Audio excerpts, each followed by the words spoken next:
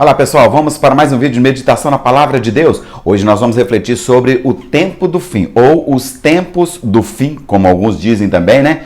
O que a Palavra de Deus fala sobre isso e o que seria para nós, refletindo agora, esse momento que a gente vive, o que seria o tempo do fim? Jesus Cristo, ele estava falando sobre isso há muitos anos atrás e falando sobre essa situação para os discípulos. Lá em Mateus, capítulo 24, o versículo 6 a 8, ele fala assim, olha, e ouvireis de guerras e de rumores de guerras. Olhai, não vos assusteis, porque é mister que tudo isso aconteça, mas ainda não é o fim. E o versículo 7, porquanto se levantará nação contra nação e reino contra reino, e haverá fomes e pestes e terremotos em vários lugares. E aí o versículo 8, mas todas essas coisas são o princípio das dores. A ideia é a gente agora refletir sobre esse princípio das dores, e essa expressão ela está muito relacionada a uma gravidez que chegou ao final, ou o momento das contrações. Olha, está na hora, o tempo de esperar já acabou, porque agora chegou o princípio das dores e aí vai ter as contrações. Como é que elas ocorrem? Não é um tempo sincronizado, tipo assim, olha, de 10 em 10 minutos, de 20 em 20 minutos, a gente já sabe não. Quanto mais tempo ela demora de uma para outra, mais ainda vai esperar para que essa mulher venha dar à luz. Mas quando o tempo vai ficando cada vez mais curto, de 5 em 5 minutos, 3 em 3 minutos, 2 em 2, meu Deus, está muito próximo. Quanto mais forte a contração, mais claro é o momento da mulher dar à luz. Então, quando nós analisamos, agora trazendo para o nosso tempo, não necessariamente falando, mas agora é o fim, já está tudo acabado, já está vindo a grande tribulação. Não necessariamente. Mas nós estamos vivendo os tempos do fim. Nós estamos agora vivendo, talvez, com certeza, eu não tenho dúvida, o princípio das dores. Vamos analisar a história da humanidade.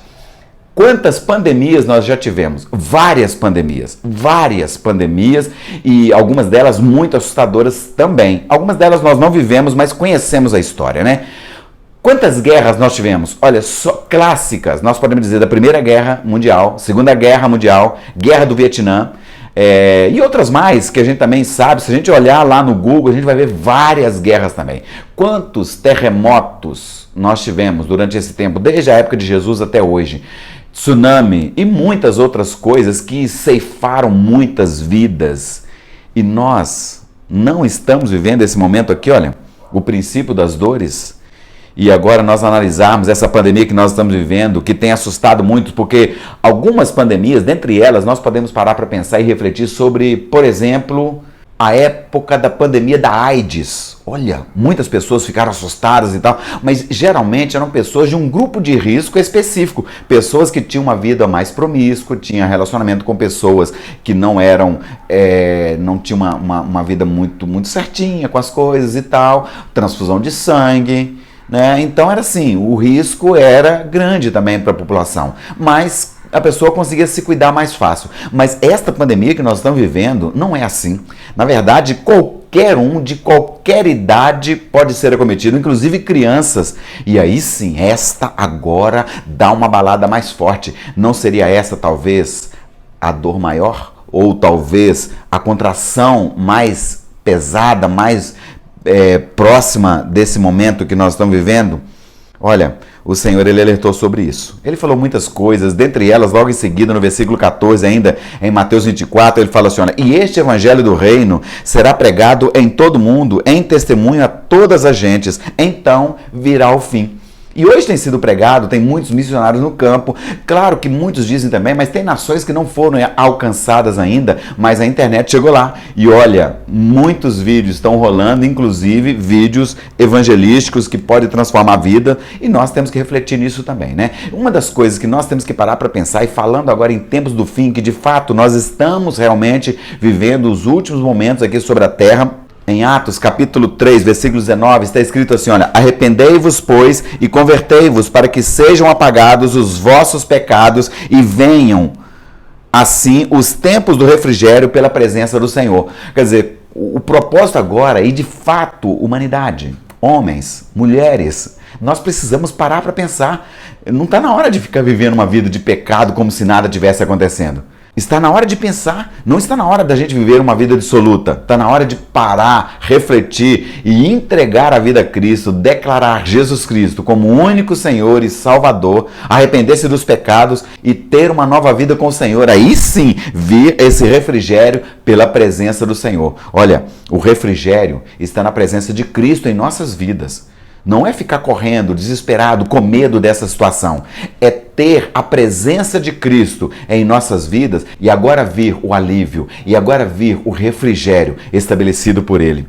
Tem uma passagem marcante que Jesus Cristo também citou para os discípulos, lá em Lucas, capítulo 17, versículo 29, falando sobre os tempos do fim. Ele fala sobre Ló, ele fala assim, olha, mas no dia em que Ló saiu de Sodoma, choveu do céu fogo e enxofre, consumindo a todos. Aqui falando, olha, quando a igreja sair, uma simbologia, quando a igreja sair, a coisa vai ficar feia. Então é importante entender isso também, falando aqui agora desse tipo que Jesus Cristo deixa aqui para a humanidade e mostrando para nós, igreja, porque isso é um sinal para nós. Porque quando a igreja, a noiva de Cristo, quando o reino de Deus sair daqui, aí sim vai se concluir aquele período que nós chamamos de grande tribulação. Alguns pensam diferente, né? Alguns entendem de forma diferente, mas nós batistas entendemos assim, né? Lá em Apocalipse capítulo 21, versículo 8 também está escrito assim, olha, mas quanto aos tímidos e aos incrédulos, e aos abomináveis, e aos homicidas, e aos fornicadores, e aos feiticeiros,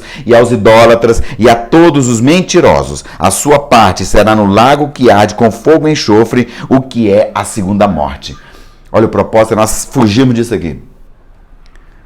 Olha, o propósito é nós fugirmos disso aqui. Não permita que isso esteja com você. Não permita que o pecado permaneça, a mentira, o engano, a vida promíscua sexualmente, navegando em sites pornográficos, em coisas terríveis que não edificam em nada. Não viva isso na sua vida.